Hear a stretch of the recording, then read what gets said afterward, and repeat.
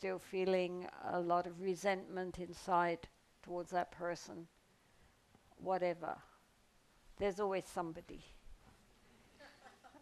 So choose a somebody and imagine, when people do bad things, when people are nasty, when people are not kind, it's because they're not peaceful and happy within themselves. I mean, anyone who is really peaceful and genuinely at home within themselves usually doesn't cause problems for other people. People cause problems for other people because inside they're not happy. And so that goes out to create. They don't want other people to be happy either. If I'm miserable, you should be miserable. And so they are, go around creating many difficulties and, hoping that somehow that will make them feel better. But of course it doesn't. And so, sometimes when people are really nasty and people get upset, I say, well, would you want that person's mind? This is the point when people are revengeful and want to really lash out at the person that's hurt them. And they really, would you want to have that person's mind? Would you like to live in their mind? And of course they say no. And I say, well, imagine they have to. So that mind which can do the bad things which they have done, you wouldn't want it. They're stuck in it. So let's have some compassion here. Doesn't mean we condone what people do. I mean, having compassion for a person doesn't mean we condone them. If they did bad things, they did bad things. It's not saying that was okay. It wasn't okay. But nonetheless, just wishing bad things in return just keeps the circle going. As the Buddha said, hatred doesn't cease by hatred. Hatred only ceases by non-hatred. And so this is a very important point. We don't need to keep perpetuating the circle. And what will break it is compassion. Because then we recognize that people do these bad things because, they are in a very, their state of mind is not a good one. And they're stuck in that, and how sad.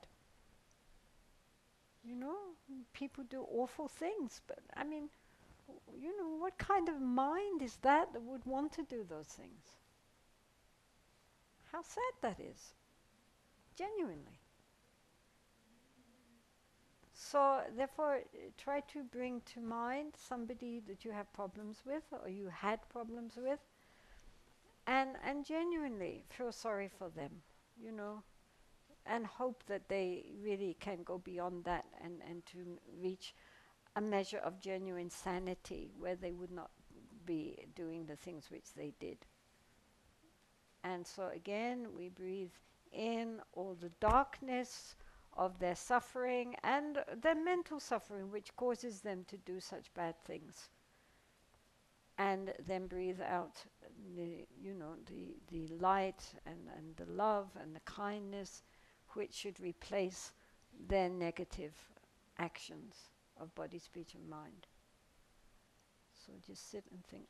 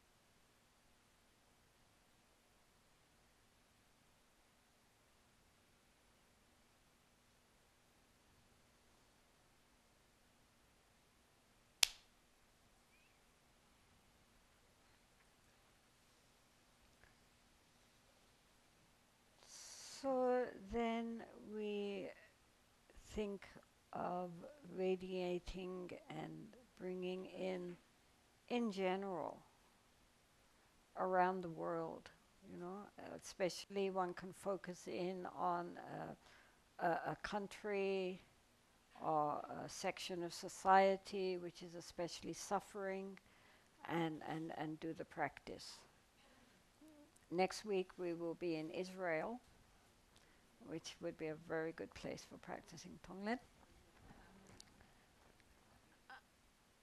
But, always in this world there are sections of the communities and nations which are especially suffering.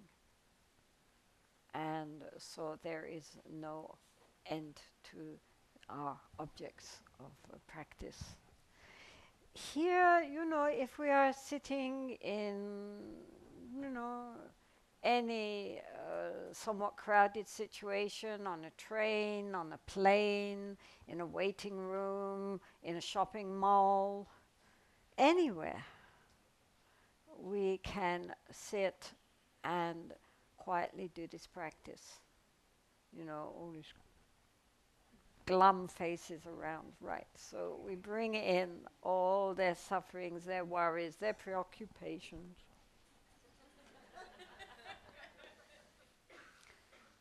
We just take it all in on ourselves, and we send out loving kindness, compassion, light and joy. And may they be well and happy. It's just the aspiration, really wanting. How wonderful if they could be relieved of all their troubles and their worries, and it can be replaced by joy and happiness, which comes from our true source of being. So this is a very practical technique. As I say, especially many people, if they go to visit someone who is sick or in hospital, and we feel so helpless, what is there to say? What is there to do? We don't have to say or do anything. We can just sit quietly with them without telling them, and just quietly do Tonglen. And many people who have done this have reported that afterwards, the patient said somehow they didn't know what they were doing, but they felt so much better somehow, just inside better. And even nurses and doctors feel the difference in the atmosphere in the room, with somebody sending out genuine love, genuine compassion. And, even it doesn't heal, but it heals the spirit, and this is what it is, the most important thing, to be healed. Even if the karma is such that you can't heal the sickness, you can heal the attitude to the sickness. So this is why, again, if we have problems, if we have troubles, instead of just centering on our own self-pity, we can make use of this by extending it out to remember all others who are suffering likewise, and wishing that pure wish to transform and to accept to ourselves and give out to others. Because it doesn't end up making us feel more depressed. The interesting thing is that actually it's a big relief. And then it makes sense of our own suffering, to open it up to accept the suffering of all other beings. Because when we are in pain, we tend to become very focused only on our own pain. And so it's a very counter movement to open up to accept the pain of the world. And ironically, it's a release. It's not making us feel 1,000 times worse. Actually, it opens up the heart to embrace all beings, which is very useful. I mean, Buddhism is not a particularly, what can I say? It's not all light and love. But it has that side to it. you know, that it's very important to really open up the heart to recognize our interdependence with all beings. And that we are working on this path not just in order to make ourselves feel better, but really genuinely for the sake of all other beings. So these Brahma Viharas, which were started right from the time of the Buddha, are directly intended to open up the heart towards all other beings. So when we are in you know, as I say, in crowded situations, instead of just sitting there feeling fed up and bored or trying to distract ourselves, we can quietly sit and do a practice, you know, which includes all the people instead of excluding them. You know, look at all those faces, you know, just give them lots of loving kindness. You know? Okay, so we'll leave it there now, and we will meet again at 2 o'clock. Do you want to dedicate, or we dedicate later? I just do a quick dedication and then we leave, okay? Sonandia tam jese ba ni do ni ne ba do na ba ze ne je ga na je ba la do ba yi se be zo le do a do wa shu a jam ba ba wo ji da jem ba dang kun do sam bo de an de jen de de ra kun ji je so da lo jing ke wa de da tan ji ra tu mo chan jo sen jo ren bo je ma je ba nan je je wa nyam ba me ba yang kon ne kon do be wa shu.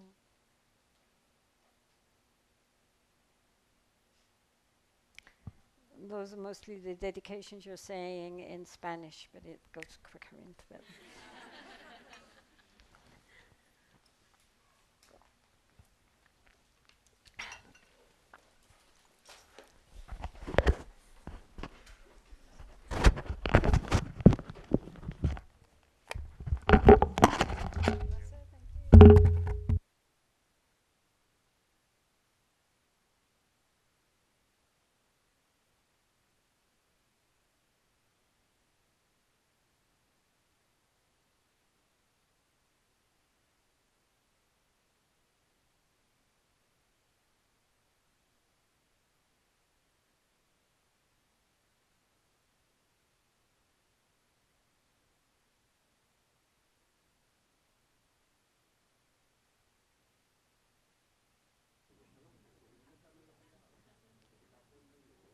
Una guagua Ford Runner gris, por favor, si es de ustedes o si piensa que puede ser suya, es un carro gris que está frente a la esquina.